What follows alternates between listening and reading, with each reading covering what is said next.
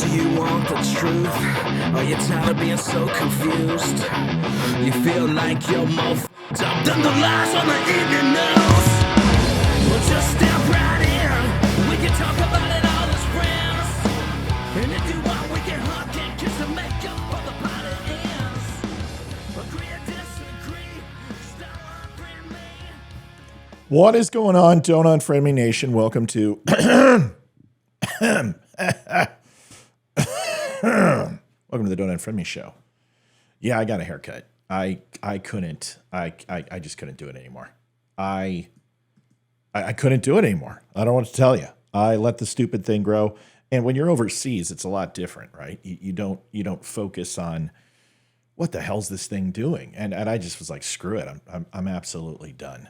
Done with the long hair. It just doesn't suit me. I've had I've had a high and tight, or at least a medium fade since I was, 7 years old.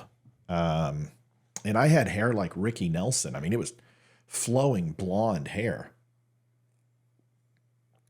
Couldn't do it. It was bleached by the sun, chlorine from the pool, constantly in the surf in California. So yeah, I said enough. Got a haircut. So I look like a hippie, complete hippie. Norma, great music. Yeah. Still Point. They're amazing. They do all of the music here for the show. You can find them in Georgia. You can also find them you don't have to go to Georgia. You can go to iTunes or any of the plethora of music, Spotify, all that crap. Just go there. The Come and Take It shirt from the Don't Unfriend Me store. Promise to fit like a glove, but not feel like a glove. It is soft and it hugs you in all the right spots and lets you breathe in all the other spots that you want to have. I don't know. Just buy the damn shirt. They're amazing. We got a lot to do. We've got a few people on. These shows, these AM shows, seem to be the way we're going. And I think the recorded shows are going to be a thing of the past. And what we'll do is we'll just do what we used to do, which is do the recorded show live and then just cut it a little bit and throw it out for people to consume. The recorded shows do well, but they are not doing what they used to do. And for me, it's a waste of time. And not for you that it's a waste of time that I'm doing them. It's just a matter of if they're only going to get 1,000 views, there's really no point. It takes a lot. It's a lot of hours and it's a lot of effort. And it would just be easier to do the live show AM and then do a PM and then cut the AM show into a recorded show. And then we're all happy and everyone gets a little bit of something or other. You can go to the Don't Unfriend Me store and show at thedumbshow.com. You see there's a bunch of people here who are liking and sharing. Please do that. That actually gets the algorithm out there. We've had about 3.5 million people interact with the site this week alone. It has been nuts. And if you go to any of the videos in regards to the bridge incident, although we're not going to talk about that today, there were some people who were getting frustrated and saying, we've been talking about this for 4 days. Folks, this is a fairly big event. It's something like this doesn't happen very often. And the complexities of it are really they're very large, and you can't cover something like this in a matter of minutes, even in a matter of days. And the interesting thing is, I never understood that until I started doing this type of stuff. Why news media would hold on to a story for a week or two, because it gains traction, and there's things that change, and the fog of war recedes. And when that does, you kind of find out more and more. So. People were tired of it, but that's okay. There's nothing wrong with that. You can always turn the show off, find something interesting like Matlock or Wheel of Fortune, watch that for a little bit, and then come back. Today, what are we covering? Susie says, I'm going to be in a magazine on a TV show. Awesome. Share it with us. You know my email. We'll put it up on the site. All right. So there's some interesting things going on. It is April Fool's. I despise April Fool's Day. I think it is by far the dumbest day ever. Can't stand it. Every year, somebody puts something out that gets my hopes up. And Fox canceled one of the greatest shows ever made, which was Serenity. Firefly, one of the best sci-fi shows ever. And I loved it. I loved only one season is all I got. Then Joss Whedon, the producer, writer, director, decided, well, we're just going to go ahead and make it so we can never visit this universe again. We're just going to kill everybody because he was so pissed. It was definitely Indiana Jones meets Han Solo meets Raylan Givens from Justified. That is the quality of the show. And they canceled it after one season. It was ahead of its time. It was a little more expensive than the shows today. But if Netflix picked it up, this thing would be a 10-season show, and people would just be absolutely freaking in love with it. Great actors. Actors that moved forward and did very well in other roles, but did not necessarily were the talk of the town when they did this show. And Nathan Fillion, Maureen, whatever her name is, just smoking hot from Deadpool. And you've got a lot of people who've done B actors who did well. But Alan Tudyk or whatever the hell, redhead guy who's in just about everything. He was in Knight's Tale. Pain, great pain, that guy. So Alan Tudyk, I think, whatever, doesn't matter. Someone correct me. Point is, great show. So on April Fools, every year somebody goes, Firefly's being redone, it's being released. And I'm such a gullible ass. I know it's April Fools. And I know it, I'm looking at it. It's right there in front of me. And I know it's April Fool. This happens every year. I'm not going to click it. I'm not going to buy it this year. And I click it.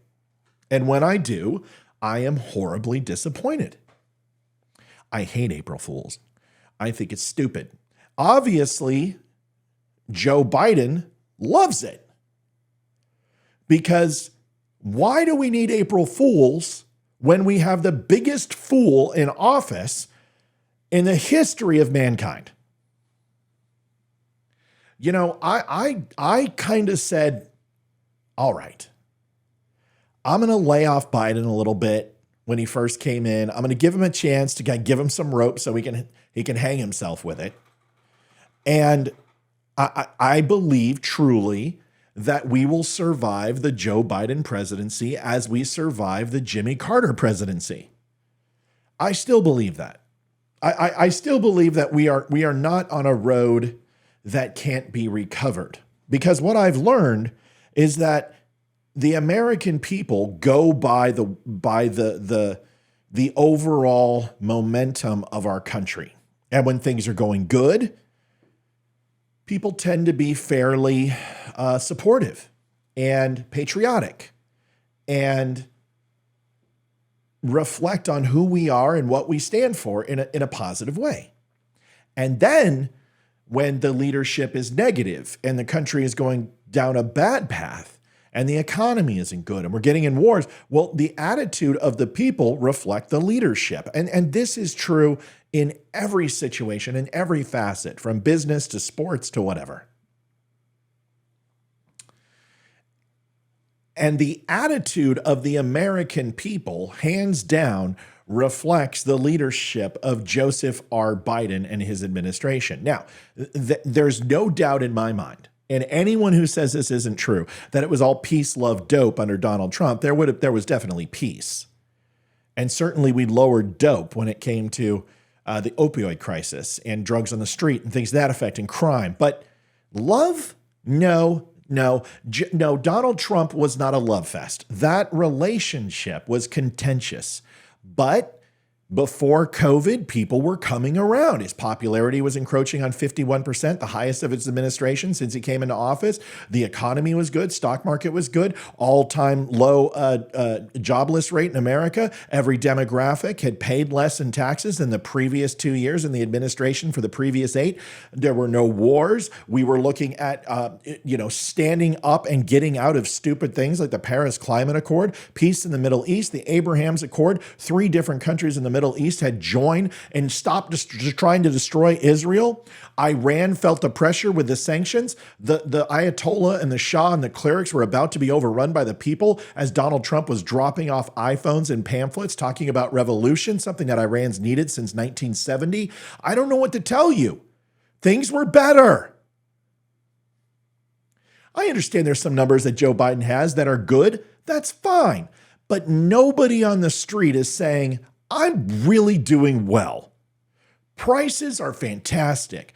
People are happy with their stocks and their 401k. I got a little news flash for you, people. When you said that the stocks and everything were indicative of the economy with Donald Trump, at least he had record low unemployment. At least inflation was in line. At least gas prices weren't going through the roof. At least you could go out and buy a steak or get a chicken for at least $10, maybe $12. Now, good luck getting a New York strip for anything less than $25 to $30. Give me a break. It wasn't better.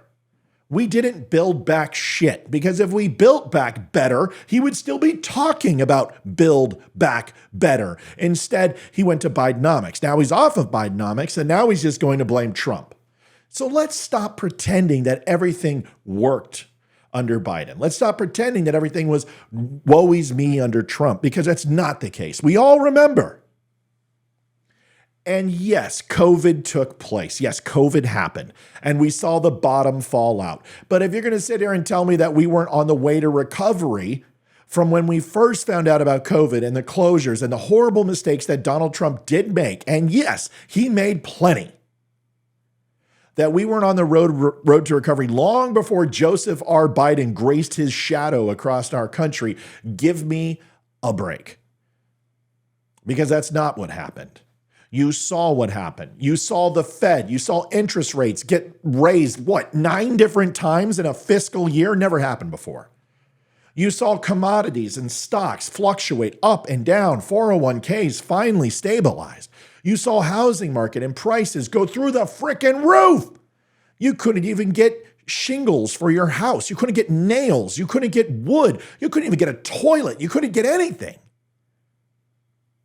Businesses shut down left and right. They couldn't compete. Revenue went down. Margins went up. People were let go. People stopped looking for a job. After 6 months, they're taken out of the system, and you guys call it record job growth. Well, that means people are just not looking for a job anymore. 34 people liking. No way. Get out and like the show. You can't come in without throwing a like when you're sitting here and it keeps growing and growing and growing. You got to throw a like my way. You owe me at least that. I don't want your money. I don't want you to buy a shirt. I don't want you to subscribe to buying gold or beef yet.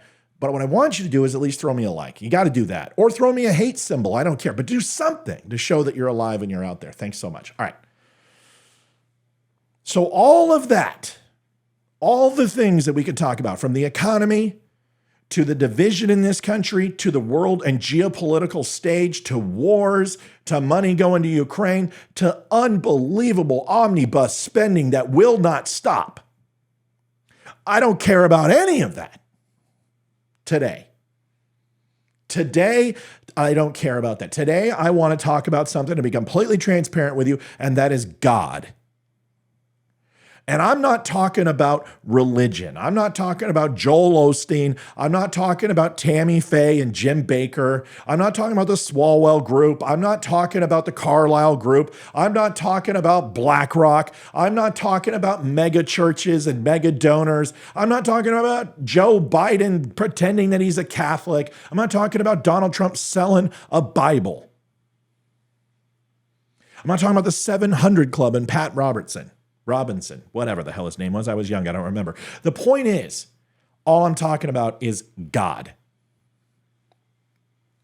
Now, you could sit here and say God is responsible for some of the worst things in society. And I will tell you, there is absolutely, without an equivocation, that is the biggest bullshit ever, pardon my French, ever spewed, ever. Yeah, I'm yelling today. I'm mad. I'm not happy. I'm pissed off, and you should be too. It's controlled emotion. I can be an intellectual and also be frustrated and mad at the same time. There's nothing wrong with that. You can't sit here out of one side of your mouth and say God doesn't exist, and then on the other hand, sit here and tell me that God's responsible for all the bad things in the world today. You can't do it. You just don't get to do it.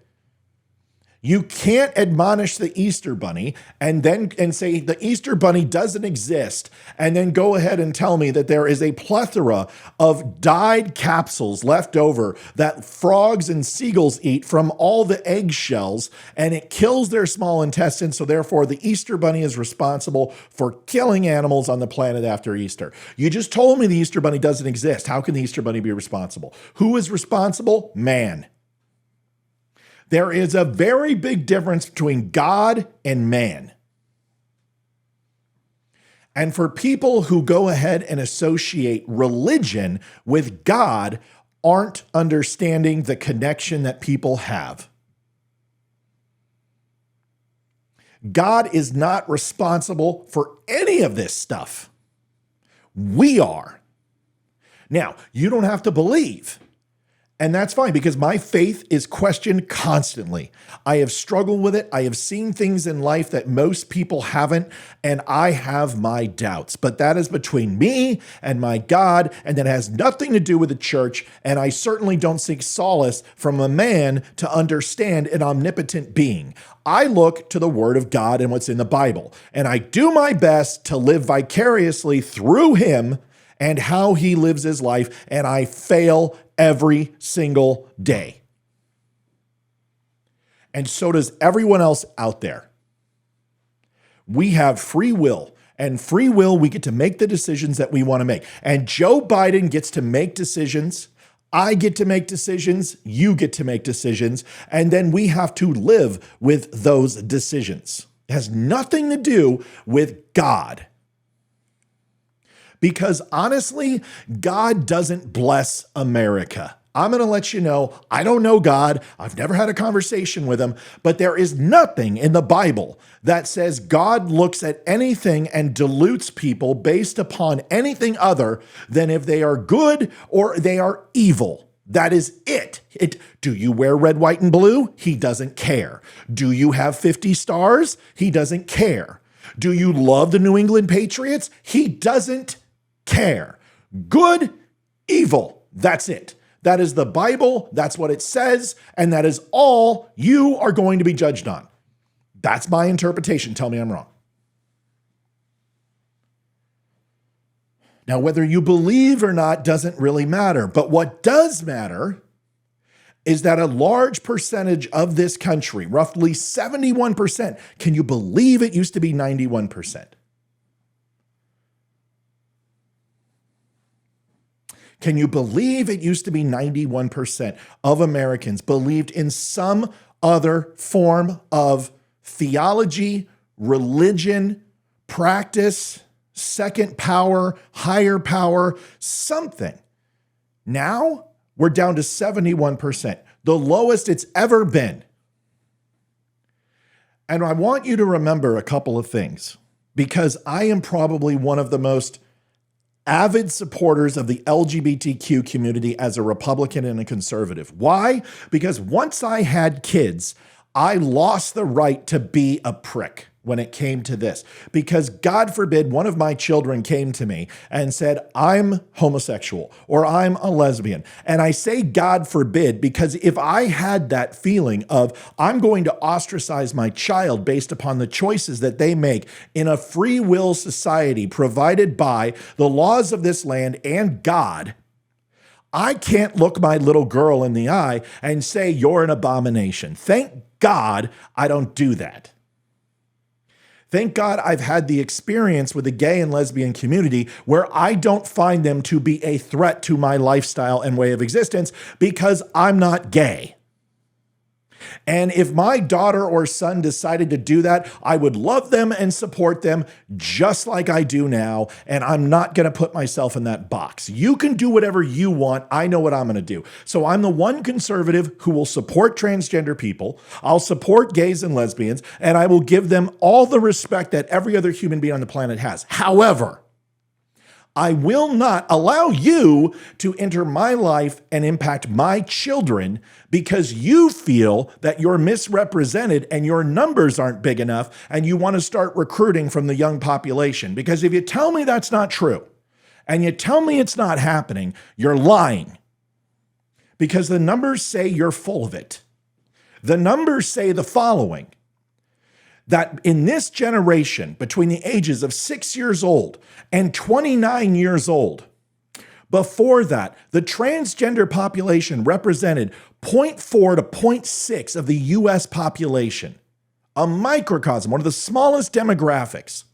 But now, between those ages of 6 and 29 years old of this generation, the transgender population has moved to 1.4%. And inside those age groups, you're at 2.7%. Don't tell me you're not recruiting kids. Give me a break. Because the numbers say you have times 10 increased the number of people based upon the younger generation. And you're like, well, Matt, it's a cultural shift.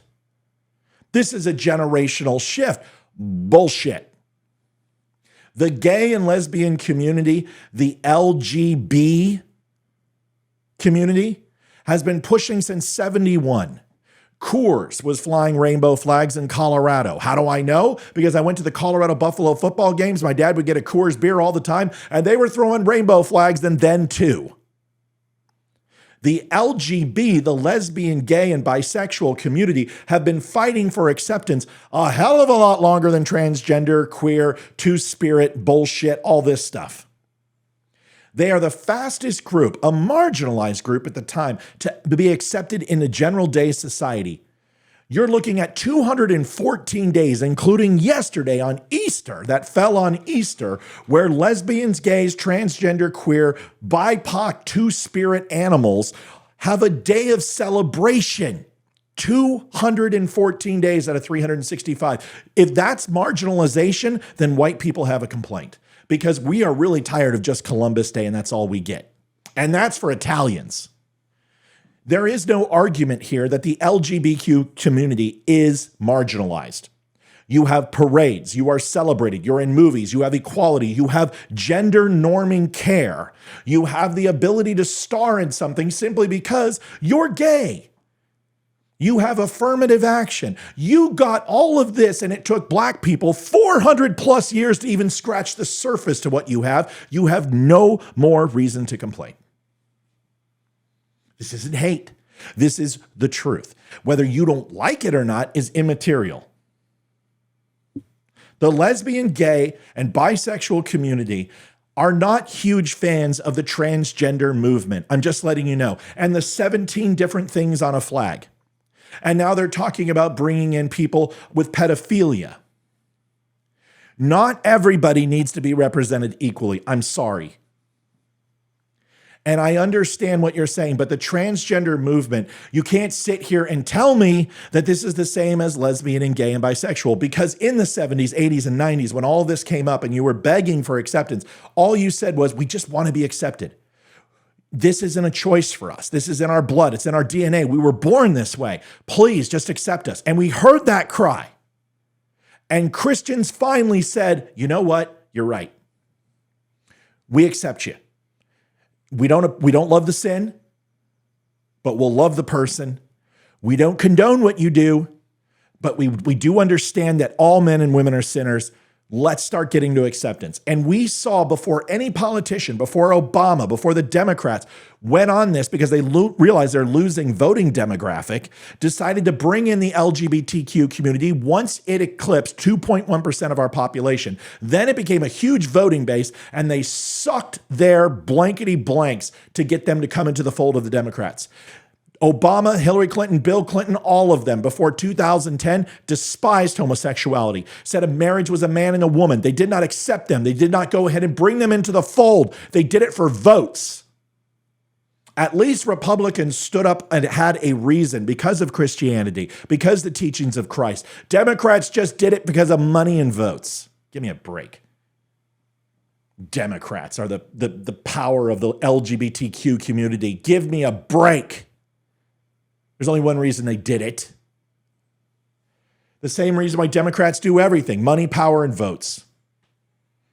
So when you sit here and say that the LGBT community, and I have thousands, and when I say thousands of people who I have interacted with, hired with, worked with, who I stay in contact with, who do not necessarily agree with the transgender, queer, pedophile, BIPOC, I love cars, whatever other bullshit there is. They don't agree with it because they find it to be not disgusting, but it contradicts what they said. And the lesbian, gay, and bisexual community said, we don't want your kids. We don't want to teach anybody. We can't convert anybody. This is not a choice. We're born this way. Give us acceptance. What's happened now? It's been hijacked by a rogue element of people who have a very big problem with delusion, and they have completely dishonored what that flag stood for. They have put it into our schools. They have tattooed it on their body. They have used it to replace the flag. They use it to denounce Christianity. They do it an us versus them mentality. It needs to stop. It needs to stop. Because I'm telling you what's happening. What's happening is Christianity. This is what happens when power is replaced all the time. Let me give you an example. Suffrage. A lot of people say the first and second wave feminism didn't need to take place. I disagree with you. I am a first and second wave feminism. I love that my daughter is going to be able to go to work and not have some guy reach up her skirt. And in order for her to get a promotion, she has to accept it. I actually like the fact that women are paid the same as men. You just choose gender studies and liberal arts degrees more than you choose engineering and aerodynamics, whatever, astrophysicist, whatever the fuck you want to be, a brain surgeon, a neonatal nurse practitioner, chemical engineering, biologist. It's not my fault that you don't choose degrees that pay well. And when you look at the average, that's unfortunately the way it is. Men will go out there and run a crane. They'll go diving in the North Atlantic when the seas are 60, 70-foot swells. They will go down and they'll run piping for an oil rig. You won't do that, so you don't get paid for that. Unfortunately, that's the way it works. But if you look at the first and second wave of feminism, although it did separate from the family values, ultimately, it becomes a hell of a lot more realistic for a two-income family to raise a family. With the amount of inflation, there is no way most people can do single-family income. It's just the way it is. And if you don't have a mother and you don't have a friend and you don't have somebody who's willing to babysit cheap or give you daycare for cheap, it's really hard to raise a family nowadays. And that's the truth. But the first and second wave of feminism, although turned into something that wasn't positive and wound up being a man-hating overall attack on heterosexual alpha males, predominantly a certain age with a demographic, and castigate them as somehow being responsible for all the suffering in the world, is one of the largest misnomers ever. The third and fourth wave of feminism, once they got a taste of equality, then they didn't want that anymore. They wanted power. The same thing is happening with every demographic out there who gets what they want. And we assert power from the current hierarchy. And although I agree that white males were overrepresented for most of our history, it doesn't mean you get to castigate them and treat them just like they treated you, because that is a generational trope. It's not passed down from father to son. That was society. So when you finally get what you want and you get equality, what you ask for is you don't want equality, you want power, and you want to be treated differently. That is what we're seeing with the LGBT community when we add the TQ. That's what we saw with the third and fourth wave of feminism. That's what we saw with the civil rights movement. And this is going on ad nauseum because this is what happens. People don't want equality. They want the power that they don't have. Because if you wanted true equality, and that was the most important thing to you, then you would defend the rights of men who have a child with a woman and not say it's alone my decision. You would bring the man in because that's what equality looks like. You would register for the effing draft. Although we're not going to have a draft, if things keep going the way they are, there will be. And guess what? Men will go and women will stay home. Why? Well, because I'm a girl. And yes, there are some women who will fight, and there are some women who will get involved, but most of them have no desire. It's the same reason in the grocery store when I go there, every single time I go shopping, a woman comes up and goes, "Sir, can you grab that on the top there?" What if I say, "Fuck you, it's equality, do it yourself," pardon my French. Why do I open up the door for women every time I see them? Not because I think they're weak and they can't do it. It's called chivalry. It's called respect. My mother raised me away. Why do I call every woman who interacts with me, who I don't know, ma'am, for the same reason?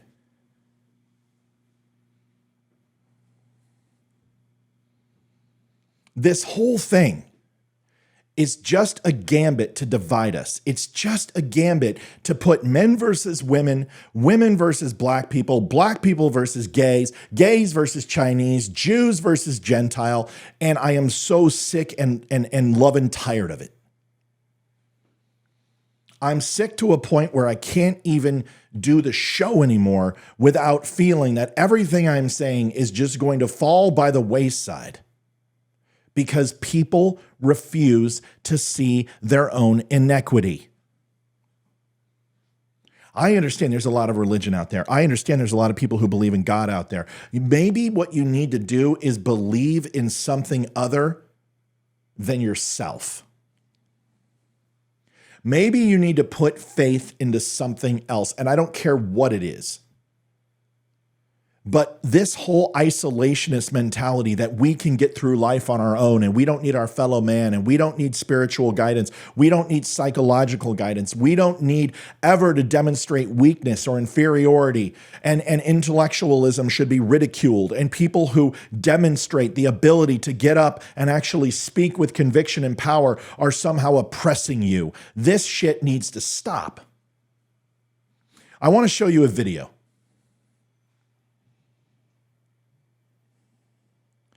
And all of it's tied in today. We're talking about squatters. We're talking about Easter Sunday. We're talking about the proclamation of Transgender Awareness Day, which, let's be honest, this thing has been around for 15 years and you didn't give a shit about it when Trump was doing it. We care because you did it on Easter and then you went ahead and condemned Easter rituals that take place. And here's the thing. We would love to see Jesus carrying the cross.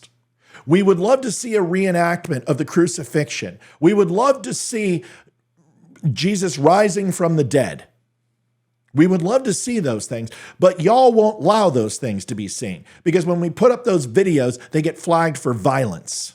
You've taken away our ability to speak about what Easter truly is, and you make us go into the confines of the church and say it in secluded walls with masonry and stained glass, but you won't let us shout from the rooftops of our own homes on social media and tell people about it. We have to talk about a stupid frickin' rabbit and some silly colored eggs. So now you take that away. And eventually, when we sit here and say it's a war on Christianity, and you go, no, it's not. We're not making a war against Christmas. We just want you to have some understanding for some other religions out there. No, that color of the cup doesn't matter. No, it doesn't matter that kids can't have Sunday school anymore, or they can't have an after-school club talking about God. No, they can't do that. No, they can't wear crucifixes. They can't wear shirts. They can't have scripture on their clothing at school. No, they can't do that. No, they can't have a time of prayer and group together and maybe do it before class. No, they can't do it on a football field. No, they can't do it before a game. No, they can't do it in a song, and they can't do it in pledge. No, they can't celebrate Easter. They got to celebrate transgenderism today, because all the eggs in the National Guard and all the kids that usually go out and have a great time, they don't get to do that today. What they get to do is go ahead and focus on chicks with dicks. Yeah, that sounds like a good plan. Christianity, there's no war on Christianity at all. But go ahead and replace it with chicks with dicks. That's really going to go ahead and solve the problem. Yeah, I'm pissed. Today, I'm pissed. Why is Matt yelling at his... I'm not yelling at you. I am venting my frustration because all the things that I just mentioned are a death by 1,000 paper cuts. It's not one thing. It's never one thing. You anesthetize the population.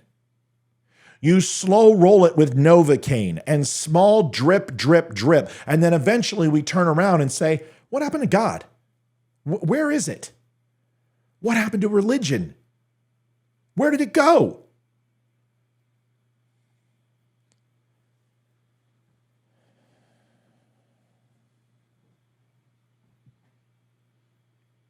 It's never one piece of paper. It's never one piece of legislation. It is a slow erosion. God isn't responsible for wars. God wasn't responsible for the Crusades. He wasn't responsible for the Moors and the Saxons. He wasn't responsible for the Bolsheviks. He wasn't responsible for the Ming Dynasty. He wasn't responsible for Hiroshima or Nagasaki. He wasn't responsible for the Holocaust. He wasn't responsible for the Congo. He wasn't responsible for South Africa. He wasn't responsible for AIDS. Y'all give government too much credit and you put way too much shit on God's shoulders. You give the government way too much credit and you put way too much blame on God's shoulders. I'm letting you know right now, God doesn't bless America. God blesses people. He doesn't care about your politics. He doesn't care about your sports teams. He doesn't care what color you are. The God that I've read about cares about humanity. He cares about giving. He cares about making sure that the people around you are better than you have it. And that will come back tenfold. That all ships rise in high tide, so to speak. But somehow you've dwindled God down to this vindictive guy with a magnifying glass on an ant farm. I understand what the Old Testament says. I question it myself. I have problems with the Old Testament. I have a lot of problems with the Old Testament. I have a problem with the King James Bible. I have a problem with guys running around in ceremonial garb and making people take a knee in front of them and eating a wafer and drinking the sacrament of Christ. I've got issues with that stuff. I have issues with people wearing false prophets and saints upon their neck.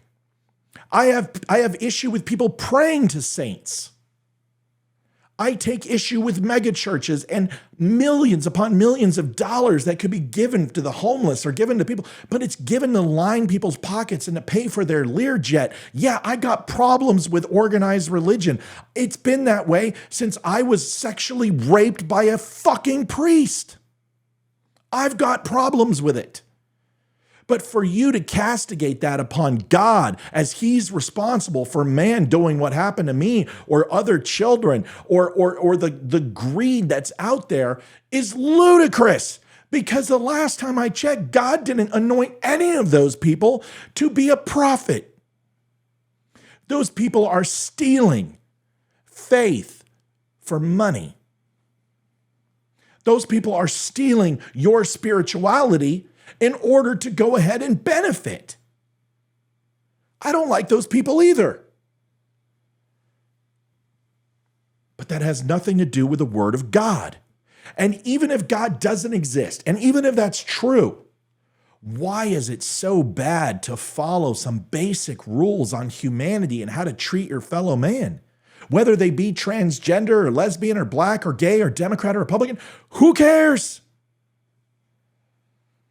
In the scheme of things, either you're going to die and be worm food and everything goes to black, or you're going to be judged. Why is it so hard to just live a fruitful and virtuous life, to be an affable person who cares about others? What is so wrong with that? You don't have to go to church on Sunday. You don't even need to put your hands together and pray. What you need to do is be aware that you're a sinner. You do things that are against God's law. You do things that are against the laws of nature. You do things that are against the laws of man. And what you need to try to do is fall within the confines of those laws to ensure that you are being a beneficial member of society. If you can't do that, then that's on you. And it's not on God. It never will be. Because either they will be worm food and nobody will hold them accountable, or they will be judged. But there is a third thing. They will be remembered. Maya Angelou said it best as one of the greatest literary works of any time period. That people never remember what you've said, but they will always remember how you made them feel. How you made them feel. To me, I make people feel horrible sometimes. I belittle them. I make them feel stupid because, yes, unfortunately, I say things that put them on that path to make them feel that themselves. But I know better. I know I shouldn't do it. A lady came on and she insulted people and said, hey, you guys look like Trump supporters. I know what you all look like. You all look the same. You're all Trump supporters. Basically saying that they're ugly. Yep. And what did I do? I do what I always do. I had to win. And I put her picture up and say, ma'am, as an impartial referee to this conversation, you could pass as Trump's brother. I would cease and desist casting rocks. Funny? Yes. Cruel? Yeah. Totally cruel. Am I bigger than that? Yep. Do I make mistakes? Yep. Did I take it down? No, because I'll never apologize for what I say. And I won't hide behind something that I've done because honestly, it's who I am. I'm a sinner and I always try to work on me. And even though it's funny, and even though she started it, do I really need to win that bad? Do I need to make that lady who is in the golden years of her life, who possibly doesn't have a husband anymore, maybe her kids don't talk to her because she's just a putrid person, do I really need to pile on and make her life worse? No.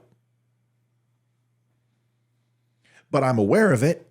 And that's the most important thing that we can do as people, is be aware of who you are. Be self-aware of what you do. There is nothing wrong with being honest and direct with people. But for God's sakes, can we please just maybe once wait for someone to truly offend us versus making us feel an itch that we have to slam them or destroy them or gang up on them and tear them apart? Maybe, just maybe, we could wait and truly wait till we're offended. And can I tell you something? I bet you this. If you do this and flex this muscle, you won't be offended anymore. I don't get offended. People come on and they go, you're an idiot. I hate your show. And I'm like, why? Then they go away. And I'm like, okay, I'll move on to the next one. Some people come on and say, you don't like people disagreeing with you. No, just because you disagree with me and then I don't agree with what you said, it doesn't mean I don't like it. It means that we're disagreeing.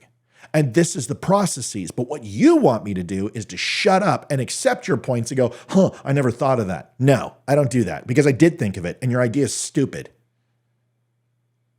But there's a way to say that. And it's certainly not to degrade people and browbeat them and make them feel small and insignificant, even though I've done it. And I do it all the time. We have inequity.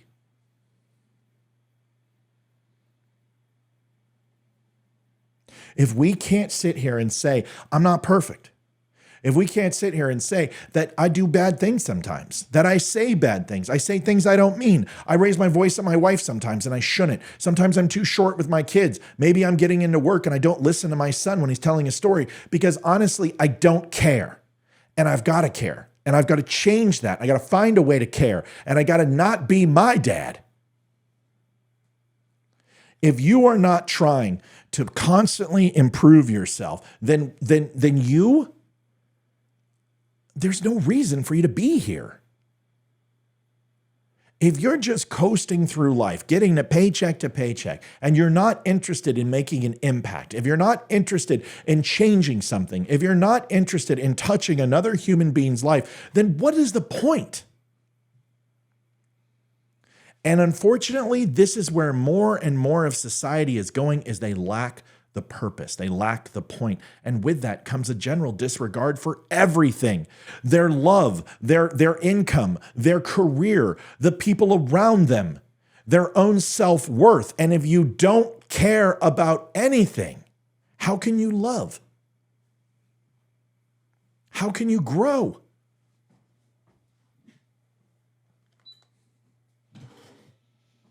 How can you learn? Something's got to change. Something has to change. And I'm telling you, it's not everyone else. It's you. I get it all the time. You're wasting your time. Nobody's listening. Bullshit. People aren't listening.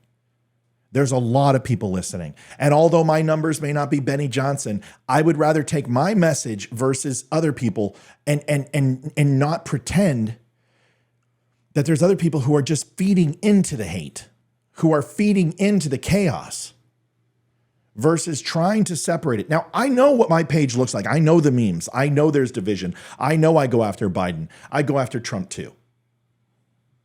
I'm at least consistent. At least I call balls and strikes.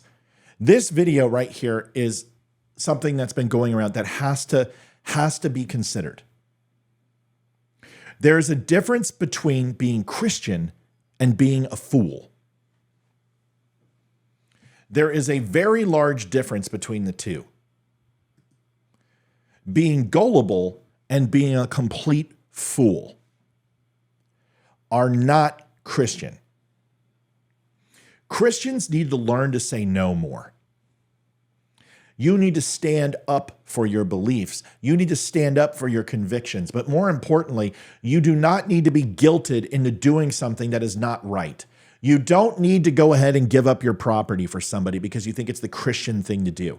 You don't need to give up the food off your frickin' table so your family starves because you think it's the Christian thing to do. You don't need to give yourself to some frickin' priest or preacher or something like that at a mega church to make sure he gets his Mercedes payment while you can't even afford to keep your gas on. That's not Christian. That's stupid. With respect. There is a group of societal members who have no desire to, and they don't care what you feel. They will just as soon as kill you or piss on you or steal from you than they will to actually give you the time of day. You must be conscious of this. You must be cautious because this is coming and it's going to get worse. It's not going to get better. Lawlessness has taken over this country. The law no longer matters. The only thing that matters is power. Watch this video.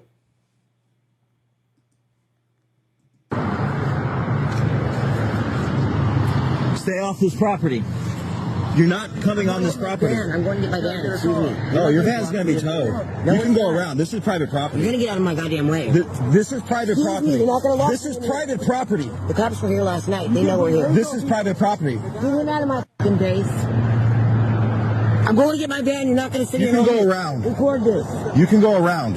You're not. You broke this fence. Did you cut this fence? No, it's already broken. We go. No, it wasn't. It already was, Call the dude. cops. Call the cops. You're not going to sit here and block me from getting my van. I'm not blocking you. There's something wrong. I'm stopping you from trespassing on this property. My fucking van. Yeah, you trespass. Your van's going to be towed. No, it's not going to be towed. Better get out of the way. Jake, record this now. I am recording it. You better let me through it or I'm going to hit you. You're not going to block my thing. You're not. At that point, you have just been physically threatened with violence. Anything you do to defend yourself on your property, if that person encroaches upon your property, you have every right to defend yourself. Period. End of story. They verbally assaulted you with a threat. And then the second thing she does is grab a weapon. And the moment she does that and steps foot on your property, you have every right to defend yourself. It is not the Christian thing to do to let thieves and liars in. I don't give a shit. Every liberal in the world right now is like, those poor people need a home. Good. Then go get a job. You're not covered with 30 days of filth. Your clothes are not in tatters. You can actually put your hair up, get a pen, and fill out a fucking application to McDonald's and go be a productive member of society versus a freeloader piece of shit. Yes, I'm angry. Yes, I'm cussing. I don't care. If you don't like it, let me know. Lock me in. There's nothing Christian about allowing these people. They are not the needy. They are not the hungry. They are the lazy. They are the dilettante. They are the corruption in society. They do not deserve your mercy. They deserve a firm hand and an iron resolve to protect what is yours. You do not, it's not charity when you're forced to give it. It's not charity when you're made to do it. You can be charitable. You can be a kind soul. You can provide money to 501c3s and donate clothes to the local shelter. All of those things are fine. But the moment that it is demanded with physical force, that is not charity. That is a threat. And it is theft. Period. You cut a hole in this fence. I didn't cut You're not that. cutting. Move. Tell my daddy move. Dumbass, get here. Go get my husband. Go get my husband and my son right now. He's got a gun. Watch out. Get out of my goddamn. That is the worst decision that lady could ever make. Because I'm telling you right now, if I was in that situation, I would retreat on my property and I would draw my firearm. And I would explain to her, ma'am, I don't want to do this, but if you come closer, you're threatening my life and I will defend myself and my property. This isn't an F-150. This isn't your truck. This isn't your wallet. This isn't your cell phone. This is your property and they are encroaching upon it. They have broken in. They are absolutely 100% breaking the law. She has a weapon. She has demonstrated she wants to commit violence against you. You are within your right to defend yourself, period. Wait, you ain't Stay the back. Stay the back. Get the back. Get back. Get him out of here. You won't let me through, Wells. He said, you won't let me through. Let me through. You can go. If you are a person who sits here and says that those people, I need to watch the whole video to make sure I'm on the right side. If you don't know what the right side is, then there's no hope for you. God forbid that day happens to you.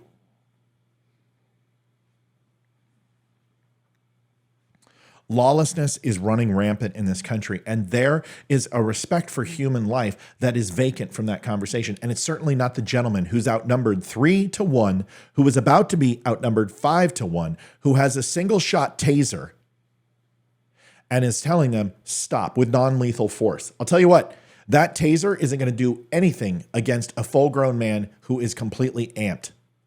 It's not going to do anything for those kids. It's not going to do anything for that woman who has a lead pipe.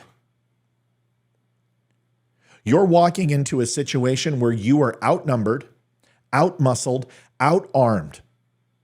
A taser is the wrong weapon for the job.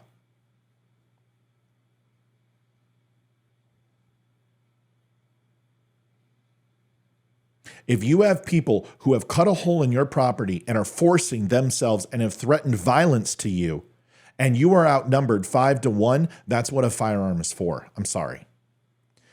It is the greatest equality tool on the planet.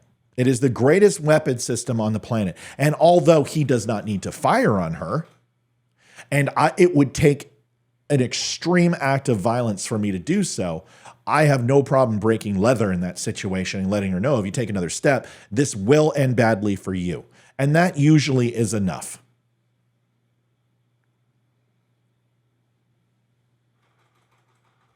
I don't care what anyone's opinion is in regards to if he has a gun, he shouldn't, he shouldn't. I will tell you what, I understand firearms. And I understand concealed carry. I understand, I've taught the class. This has nothing to do with killing people. This has everything to do with protecting your property. There is an element of people who are now stealing people's property, hundreds of thousands of dollars in property, in a home, in property value and possessions, and stealing it because they feel that you don't have a right because you're not living there, that they can. This has nothing to do with moral efficacy. This has everything to do with you protecting what is yours so you can make the right decision on giving to the needy and giving charitable contributions. But if you don't have a house and you don't have a place to go and you can't rest your head because somebody comes in and steals it from you, well, that's antithetical to the problem. You're helping one person when you could help thousands. That person is doing more harm to charitable contributions and taking care of people because your taxes are no longer going to be provided to that city because you just lost the property and the bank is going to foreclose on it. So that costs more money for the state, it costs more money for the banks, and it costs more money for interest for people to get those loans. Things have an effect. It has causation. Correlation is causation. Although atheists will tell you it isn't.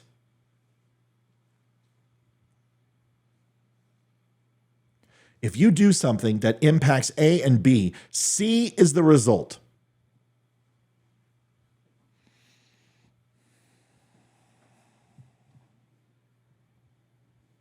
If someone tries to take your home, you have every right to defend it.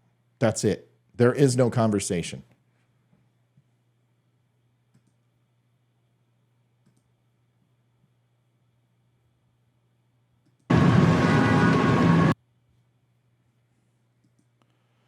I just did an article on the DUM News this morning. You can take a look at it. This is a church.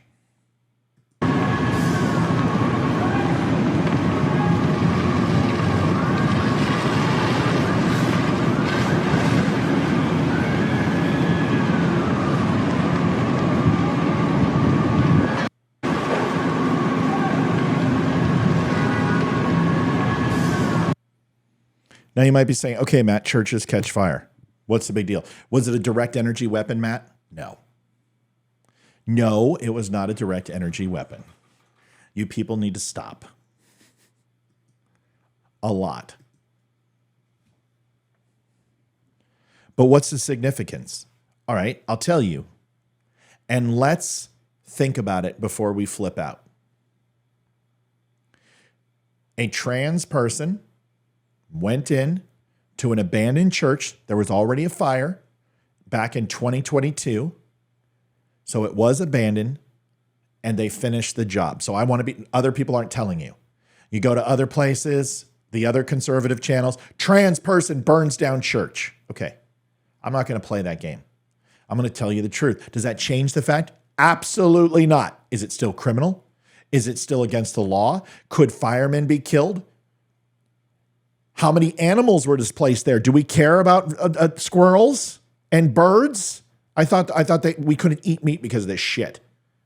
What about the other homes that could go up like a Roman candle? What about the historical prosperity of our country? What about the grounds? What about the church? Was there a tax write-off on this? Is this something that they plan to rebuild? You have no idea. And for you to go in and burn down a church and someone go, well, being trans doesn't have everything to do with it. Bullshit, it doesn't. Because we're being told that somehow trans people are completely free of sin. That there aren't trans predators. That there aren't any hidden meaning in drag shows. That people aren't being predacious towards children. And you know what? I believe a lot of that. I don't think drag queens want to go ahead and harm our children. Not all of them, but there are some. And a deviant lifestyle, no matter how you cut it, ask most people who are transgender what their own childhood was like. What happened with drugs? What happened with incest and rape and sexual abuse? I understand why people want to be considered good and holy, but we've learned that that isn't the truth. We've learned it in our own religions. I learned it at a young age. Man is not inherently good just because they're a man or woman.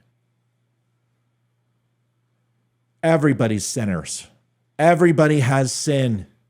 And just because this person is transgender, does that mean every transgender is going to burn down a church? No, but we should at least point out the things that are being done, and it should matter what a person's disposition is, because there's this giant misnomer bullshit equation out there that somehow transgender people in no way, shape, or form are ever evil. And that is a lie. Just like Christians can be evil, politicians can be evil, basketball stars and football stars, because they have one thing in common. They are Homo sapiens. They are men and women, and all men and women have evil inside of them. Stop telling us that they don't. Stop telling me that the trans shooter was just a person who was confused. No, they were a homicidal maniac. And they deserve to be treated with the same amount of loathing and hate for what they did. For what they did. That's the distinction. And not because they're a member of a certain demographic. But it doesn't mean we ignore the patterns that we keep seeing in America, because we've done that. We did that when they said they weren't coming after Christianity. How do we feel now? We did that when we were told that we just want to be accepted in the LGBT community, and we did. And all of a sudden, it's been taken over by a very small population that has nothing in line with the LGBTQ community. It's not about love and about marriage. It's about delusion and things that aren't true, and they want to change the narrative. There's something wrong with that. This isn't hate. This is just reality. This is hate. Because I don't see people burning down homes of transgender people. And if they start doing that, I will speak out against those people just as fervently as I am for people who are doing this crap.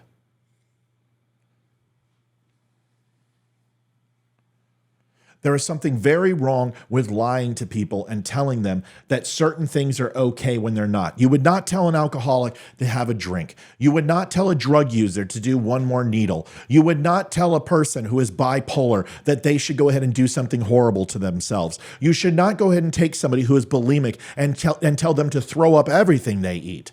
You should not encourage mental sickness.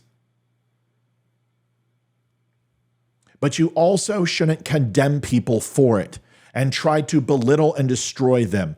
This whole thing about hating all transgender people simply because you don't agree with what they do is wrong. And it is absolutely wrong to sit here and hate Christians or hate people who are not like you, or have conversations with children about things you should never, ever talk about with children.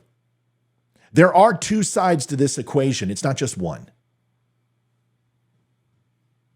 We have a responsibility to ourselves and to our fellow man to be compassionate, to be loving, to care about each other. But that doesn't mean you pretend it doesn't exist, that bad things don't happen. Because then if you do, things like this will take place.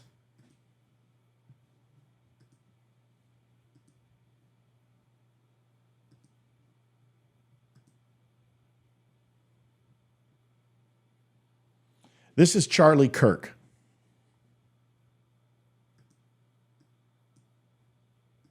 Are you a Christian by any chance? Everyone knows that Charlie and I have a little history. Charlie isn't aware of the history that we have because Charlie Kirk doesn't even know I exist. He may. That's not true. He may. But it doesn't matter. I didn't like his Carrie Lake coverage. I thought it was horrible. I thought he completely lied to people for 3 weeks and didn't own it at all. More ballots are coming. No, they're not, dude. Every time he made a post, I contradicted it and said, here's the numbers. There's no way Carrie Lake's going to win. I called it 3 weeks before the election even took place. Maricopa County was not going to her, period. And it's theft. It's stolen election. Whatever. I don't care. Facts. I want facts. Charlie said, there's no way she's going to win. No, she's not. But Charlie doesn't even know I exist. I think Charlie's a bright guy. I don't like Charlie all the time. I think he says things that are a little out there, but I do like it when he debates people for the most part. This is a gentleman who questioned Charlie Kirk. I want you to watch this because this is more about the topic that we're talking about right now. Here it is. You a Christian by any chance? Very, very much so. Like, why is that exactly? Jesus saved my life. I'm a sinner, gave my life to Christ, most important decision I ever made. So you believe the Bible is real? Yes, I believe the Bible is true and real. Yeah. Why is that?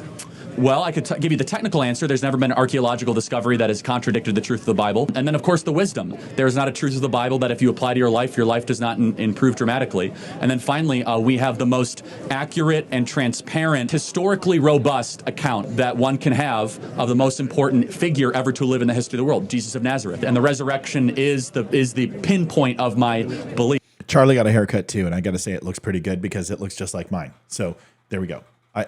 The widow's peak might have a little bit bigger of a head, but whatever. That Jesus did rise from the grave so that we may live. What makes Christian mythology real? So that's not. So right there. Okay.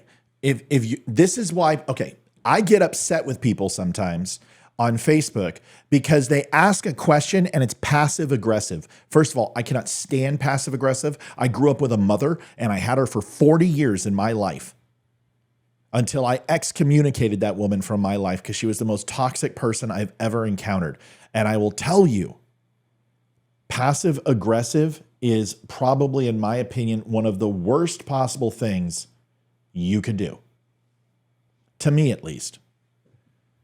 When he says Christian mythology, I would immediately switch gears and say, let me ask you, you're not here to have a conversation. You're here to offend me. What do you want to get out of this?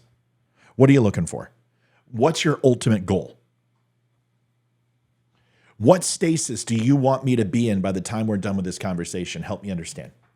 Because you're not here to talk.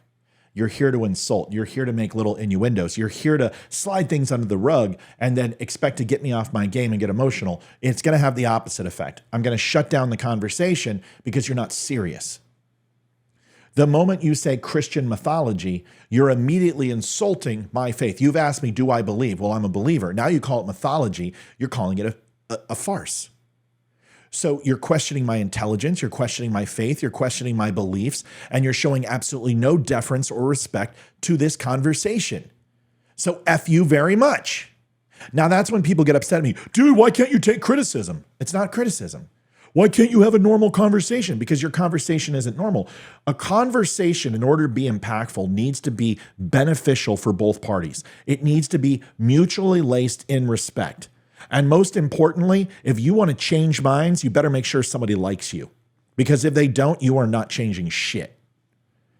If that person does not like you, you're not going to change their mind. Period. Plain and simple. Here's the rest. But that is theology. If Genesis 1:1 and the resurrection is true, and anything in the Bible is possible, you're looking at the greatest miracle.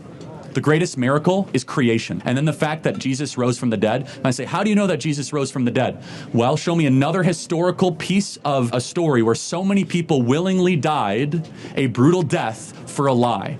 Every single person around him had everything to lose, and yet they went to the absolute death, from Paul to Peter to the half-brother of James, saying that Jesus is Lord, Jesus rose from the dead. Not to mention, if you were going to fake a story, you would not use female witnesses in the ancient world. In the scriptures, it said that the women were the first one to see Jesus Christ. If you're trying to fake a story, you would never do that. Not to mention the 500 people that saw Jesus after he rose from the dead, and then the later church that lived under persecution under the belief that Jesus Christ was the Son of God. There's an old adage that I live by. Don't bring a knife to a gunfight. That guy thought that he was going to go ahead and dismantle Charlie Kirk and have him in the corner by simply saying a passive-aggressive comment that would throw him off of his game. He failed. There is no response to that, because what he just said, whether you agree with it or not, verbatim demonstrates points that argument effectively, because they are laced maybe not in historical fact, but biblical fact, which this is the whole premise, is that everything about Jesus is fake. There was no Jesus, there is no God, there's no Virgin Mary, there were no disciples.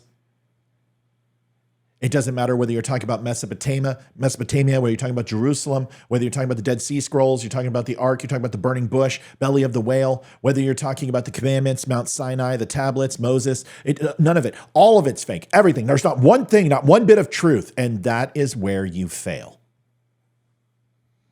That is where people who are atheists fail, because they are not willing to admit any portions of the Bible are true. They're also not willing to admit that things in the Bible, that some things are actually inherent in who we are as a people, from our laws to the land, to the way that we interact with each other, to the way that we show remorse, the way that we go ahead and extend to people a hand of help or assistance, really comes from the Bible.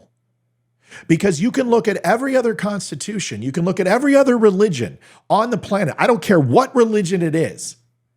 If it's not based in Christianity, none, not one, zero, zilch, nada, talks about a God who puts the people first.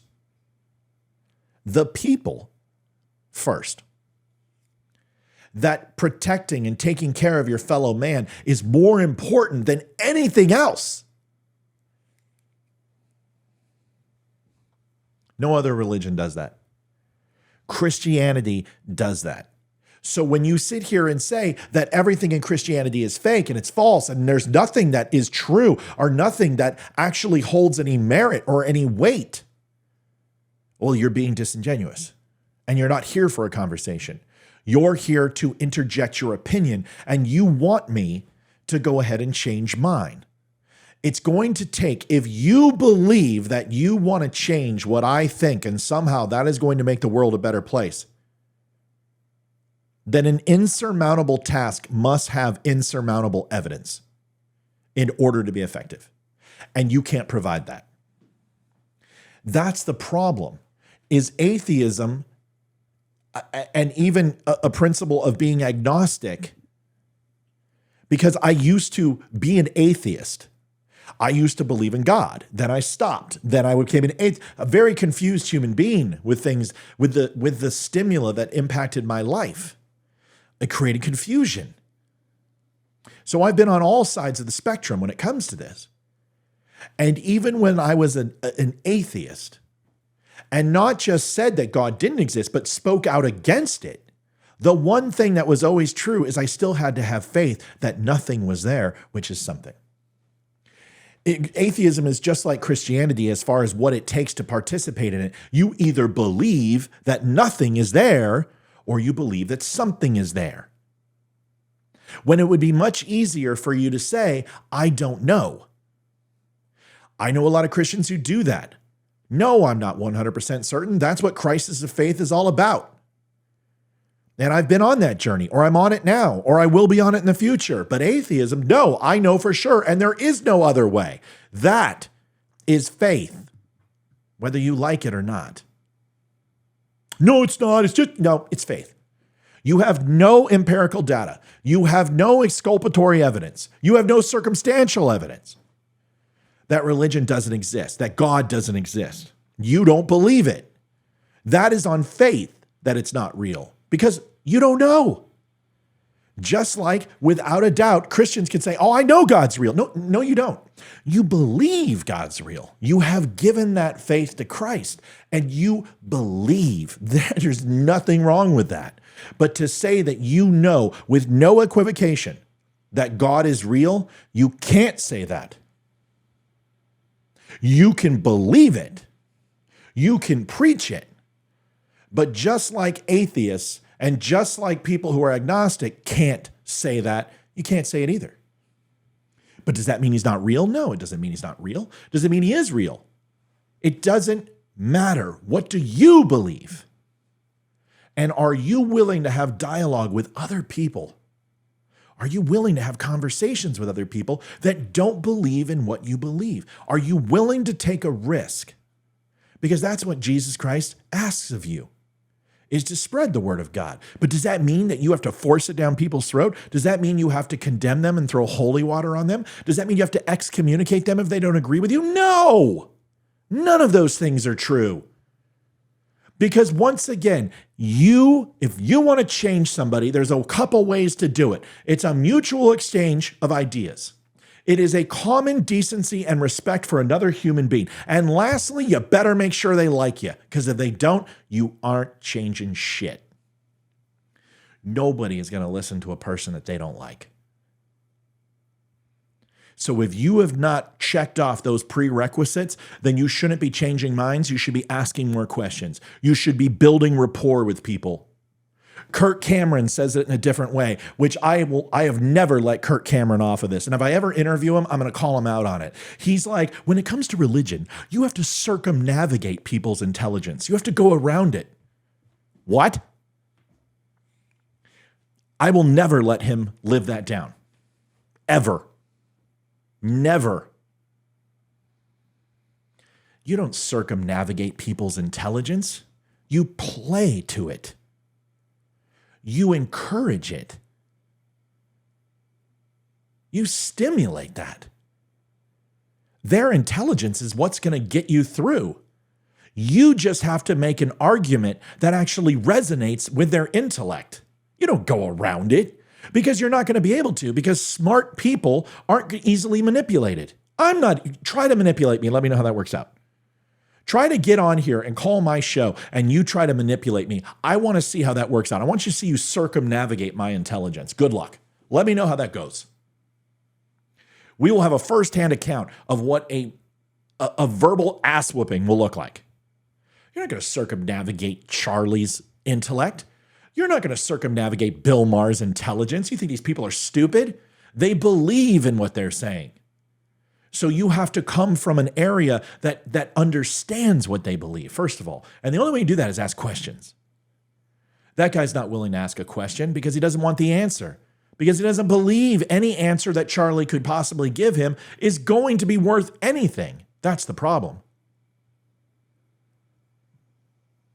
If you want to impact somebody, find out who their hockey team is. Find out what their favorite food is. Find out what commonalities you have. Build rapport. But if you think that I'm going to change your mind in one show where you're going to take my word for it, no, it takes years to build credibility. And that is the one thing I have, and I will put against any of these other talking heads. I'm credible. My people who follow me know I don't lie to them. I don't bullshit them. And when I say it, 99.9% of the time it comes true.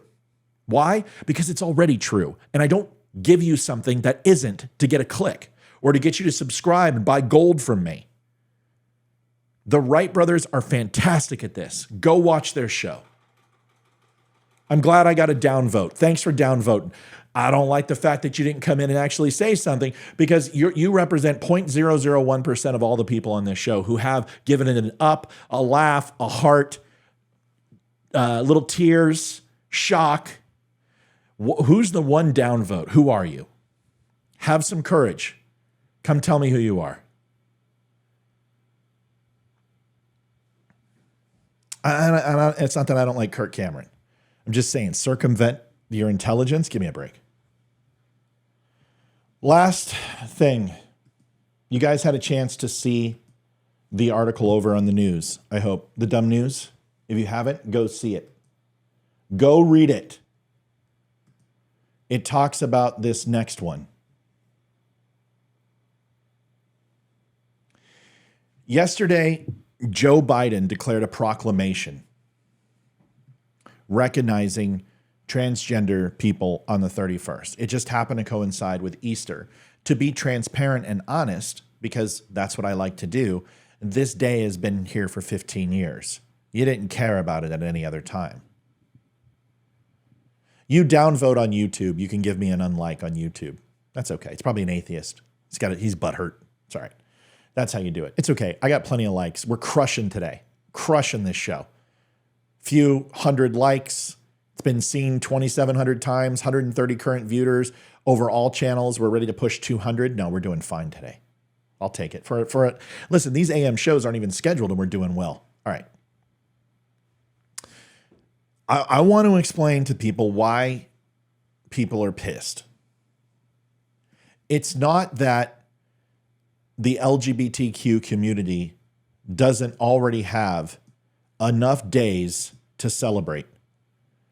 I mean, we've got HIV Day for transgender. We got HIV Day for lesbians, HIV Day for gays. We got transgender pride. We got BIPOC pride. We've got whatever, 214 some odd days. My God, 200. Yeah, 15 years, Emma.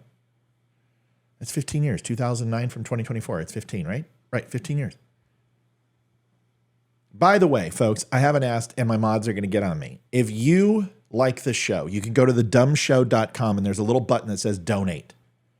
You click that, you can go to PayPal, and you can give something to the show. We don't work off, we're not paid by the RNC, the DNC, or any of the thing like that. You can find all my taxes online. We make money off ad revenue, t-shirt sales, stuff like that. I only push it usually at the beginning and the end of the show. It's something that is pretty simple. If you want to help out the show, it continues to keep the lights on. My wife and I pay for all of this. You can go to the DUM Show. Please do me a favor. Give to Veteran Group first.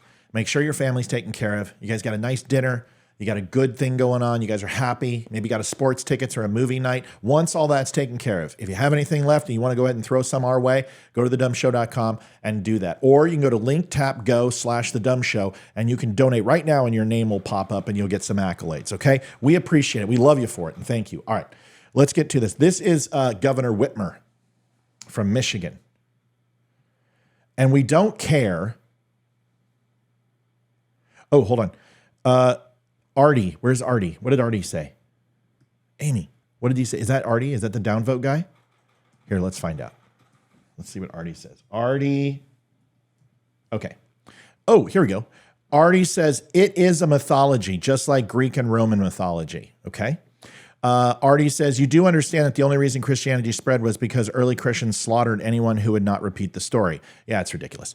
I don't know how to downvote, but I support it. Okay, so let me answer your questions. First of all, Artie, if you want to downvote, just stop watching the show. That's the biggest harm you can do to me. And when you actually make comments, it helps the show. Second, you made a comment that Christianity, in order to spread, they slaughtered everyone who didn't believe in Christianity. Give me some examples. Was it when the Christians were actually slaughtered by the Romans? Were the Cossacks in Russia when they killed Christians? The persecution of Christians and the Moors and the Saxons, was that also? Now, I'm not going to sit here and say that the Christians didn't do that. Predominantly the English, who used faith to go ahead and wipe out entire civilizations of people, that did happen. But can you please tell me, in the United States of America, modern day Christianity, how we went through and we decimated populations of people since the birth of our country? Please tell me in the last 250 some odd years that we've went and wiped out an entire group of people in the name of Christianity. Please let me know. I can give you one. Native Americans. Absolutely 100%. Without a doubt. I can tell you also modern day eugenics, but that was Democrats. So I don't consider them to necessarily be focused on Christianity. More has been done by man in the name of Christianity, and I'm not going to sit here and disagree with you. In fact, you obviously haven't listened to the show where I said the atrocities of religion and what has been done in the world is absolutely atrocious, but it does not necessarily lay at God's feet. Why doesn't God stop it? Once again, these are questions that are much better done live. You should pick up the phone and call the show. We can talk about it live. It's so much easier than sitting here back and forth with you texting and me trying to go ahead and take care of this delay that's 25 seconds. It's tough. There's the link. Call into the show. I'll put you on. We'll have a conversation. But if you're going to sit here and say that I'm going to defend Christianity and everything that man has done in its name, that's not correct. And if you want to downvote a show because you don't agree with it, why? I wouldn't expect you to give it an uptick. But why downvote it? Because here's the problem. How does this impact you negatively? How does a dialogue and conversation impact you? Have I disrespected you? Have I talked? I just said the Native Americans. So you're just going to repeat what I said. Native Americans were not wiped out in the name of Christianity because Christianity told them to. Native Americans were wiped out in the modern day eugenics of Native Americans and African Americans because men used it under the guise of Christianity. So did Adolf Hitler. Do you believe that Adolf Hitler was a Christian? Just because he had cult-like affinity for Christian symbols and religious symbols throughout history, that makes him have a fetish. Not a religious conviction that can be taken seriously. I already said the Native Americans. So once again, we now have a common ground. It was a delay. I typed it as you said it. Sure you did, Artie. Artie, if I just admitted that and you just admitted that, that's a commonality. You still want to downvote the show? What else could we possibly agree on? But if you live in ignorance and simply run away or decide not to watch the show or simply downcast it or ignore me, well, then we never will find out, will we? How many other shows are interacting with you live? How many other shows are willing to interact with you live? How many shows will give you a platform, give you a mic, give you the ability to say something? How long you got? Like 5, maybe 10 minutes, maybe. I'll try. I might have to wait till tonight. I'm sorry I didn't get your message. I'm sorry. Yeah, I'm sorry, I was in the live show. I didn't even see it. I love you. Well, get over and give me a kiss. Hold on a second. I got to get some sugar. Come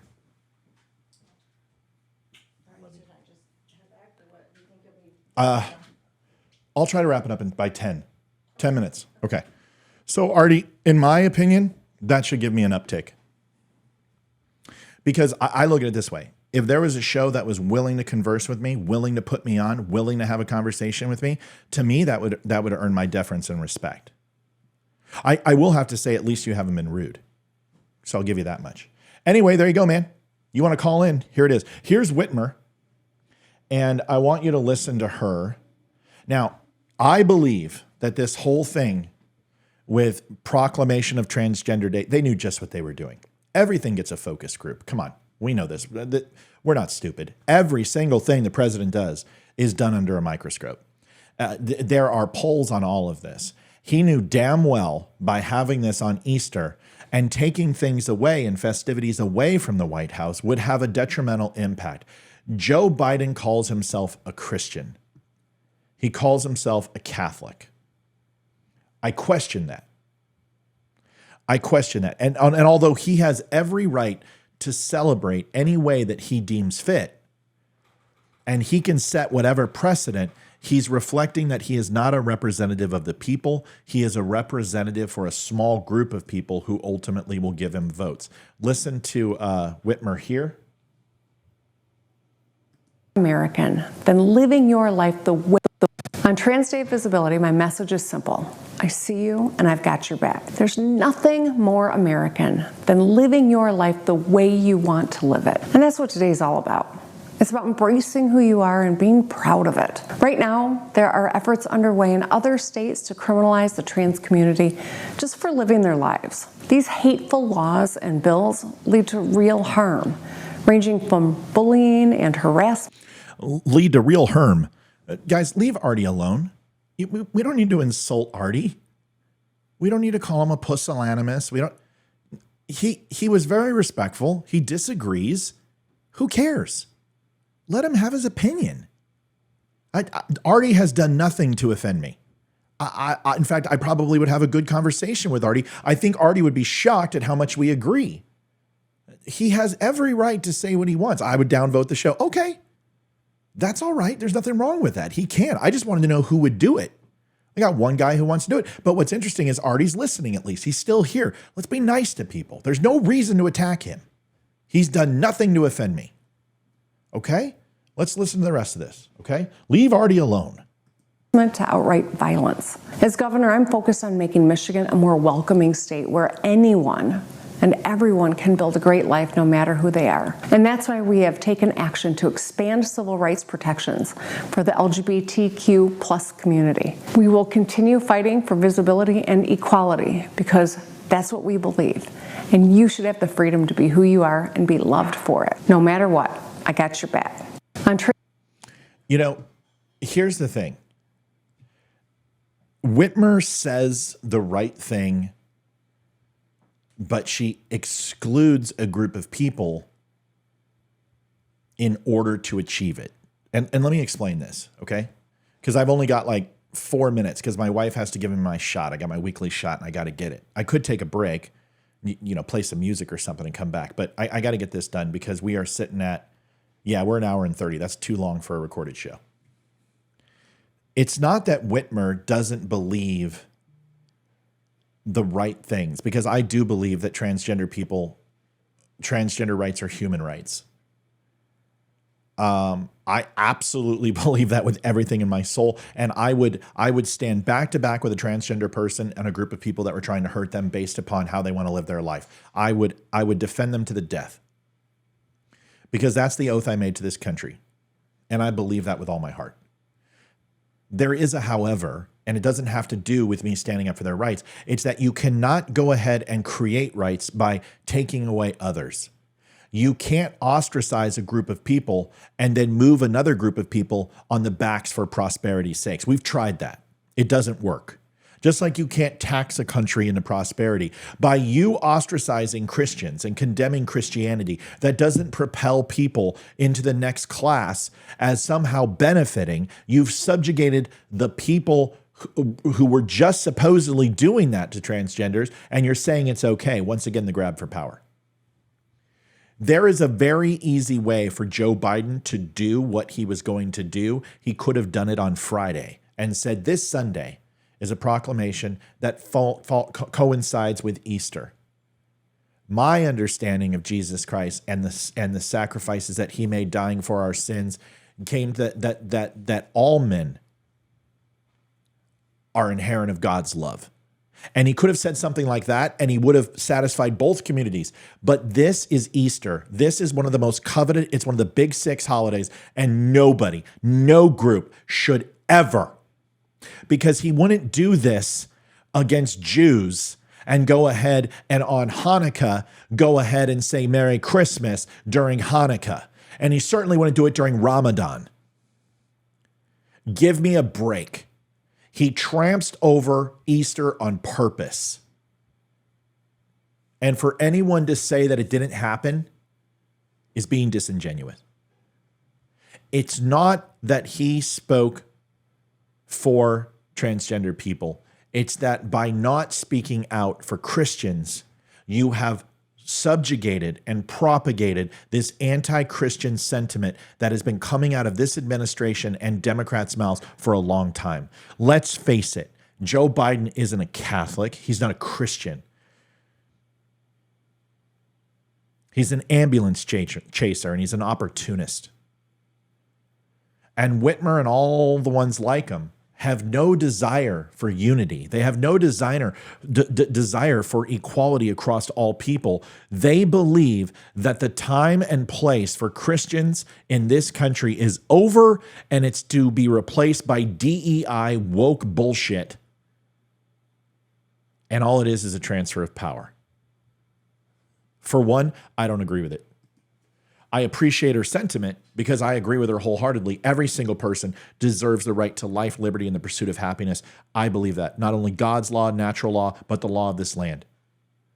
This is only to divide. This is a gaslighting tactic, and by ostracizing Christians and by not recognizing Easter and by not actually putting it forefront and allowing something else to overtake that in the news cycle is just another slap in the face to Christians everywhere. And here's the thing. We remember. We vote. There's a lot of us. There's a lot of gun owners. There's a lot of Christians. There's a lot of Trump supporters. And we have a very large demographic in this country. And we represent almost 71% of the United States. I would be very cautious to continue to alienate groups of Americans based upon your ideologies that we do not share. You are not the spiritual leader of America. You are not the moral leader of America. You are not a leader at all. You are the president of the governors. You are the president of the state. And there is nothing worse than when people say the president of the United States is the president of the people. No, he's not. That is the legislature. That is the Senate. That is the mayors, the gubernatorial, the city council, the county clerks, the sheriff. Those are the leaders of the people, but only as elected officials. You're still not a spiritual leader. You're not a moral leader. You're not a leader at all. You're an elected representative that has been hired to speak with my voice, you egotistical, pompous sons of bitches. I think it's high time that we help them remember this. Help them understand that they are not our leaders. Our leaders are our parishes, our mayors, the local sheriff, the neighbor, this family store down the street that's been there for 6 generations, whatever it is. Those are the people who lead. It's about time they learn that they need to follow the American people. Folks, if you like what you heard tonight, you thought it was a good show, or this morning, please do me a favor. Give us a like, share, and follow. Go out there and pound that like button out in front. Share it with your friends and family. We're going to be back at 7 o'clock tonight. This is our AM show. We'll be back on our PM show shortly. Do me a favor. Give us that like, follow. Go to thedumshow.com. And if you haven't had a chance, please go and pick up a cool shirt. We got the Come and Take It shirt. We got a bunch of clothes over there, coffee, books, all sorts of stuff. Stop on by The Dumb Show. All veteran owned. 10% goes back to the Travis Manion Foundation. Use code DUM10 and save. But you can also donate to the show. It keeps the lights on. See you at 7 o'clock tonight. God bless. Thanks for watching. We'll see you soon. Thanks for listening to me. I'm always humbled that you do. And for the ones that don't like it, come on back. Maybe I'll change your mind next time. Artie, have a good night. God bless whether you want to or not. See ya. Adjusting transmitter output. This is the Don't Unfriend Me Show with your hosts, Matt, Leroy, Amy, Olivia, and Mike. Geopolitics, military analysis, and election coverage. Coming to you live on the Spreely.tv network and all major social media channels at The DUM Show. Honest, direct, unfiltered. We can agree, we can disagree. Just don't unfriend me.